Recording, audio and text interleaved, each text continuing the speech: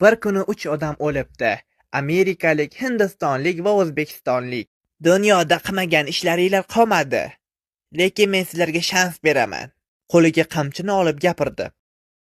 O'zinglarni himoya qilish uchun bitta narsa tanlanglar va men 3 qamchidan uraman.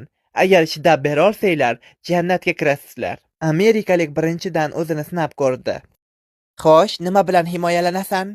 Oldidagi granit toshni dast ko'tardi-da, u bilan himoyalandi. Va birinchi qamchidayoq tosh sinib ketdi. Unga bir qamchini o'zi kifoya bo'ldi. Navbat hindistonlik cholga keldi. Xo'sh, boboy, nima bilan himoyalanasan? Atrofda deyarli hech narsa yo'q. Hech nima bilan. Men umrim davomida yoga bilan shug'ullanganman. Judayam chidamliman. Unda chida. Shu.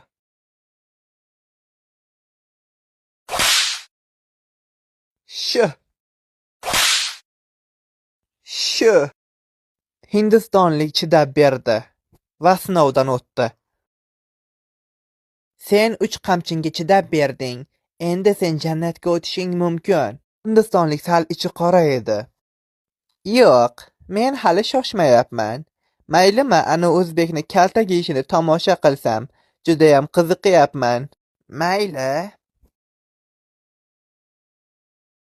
Xo'sh, birodari aziz, nima bilan himoyalanasan? Men ana boboy bilan himoyalanaman.